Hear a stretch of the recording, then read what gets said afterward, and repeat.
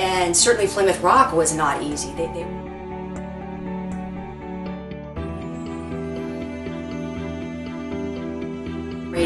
Their goal was, of course, to commemorate the 300th anniversary of the landing of the Pilgrims at Plymouth Rock.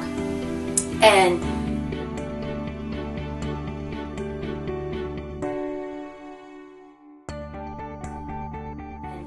here they were, almost 300 years later, and the shoreline had changed.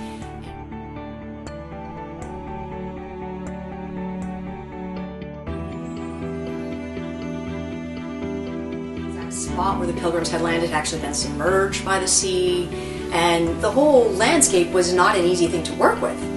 And it took them quite a few years to actually come up with a plan, and then finally this beautiful memorial portico that they did with granite and put in such a beautiful place and restored the original place where Plymouth Rock was. What an undertaking that was. And of course all the delays, not the least of which was World War I.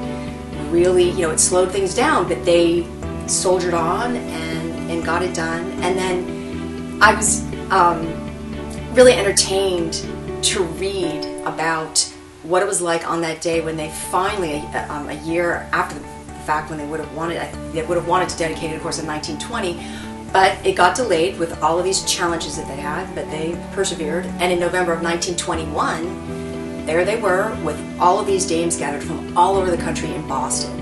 And they took a special train to Plymouth and dedicated it. And then our society president, she wrote about how that day this horrible storm just slammed the coast. And we know how the Atlantic can be, and certainly what our ancestors on the Mayflower went through. But there they were in the middle of this horrible storm.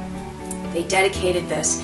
And the president then, instead of lamenting about how horrible this was, she actually rolled it into the history of how we, as the descendants of those on the Mayflower, could perhaps just a little bit more clearly appreciate what our ancestors went through, to have to honor them, but to have these challenges, and then to have this storm at the end of it. But to think that, again, that portico is there and it will be there permanently, and to think of how many hundreds of thousands of people visit there over all of these years, and what an impact that is making to not just learn about history, but as best as we can try to live it and envision it and stand there on that shoreline at Plymouth and think about what really happened there. It's really quite special.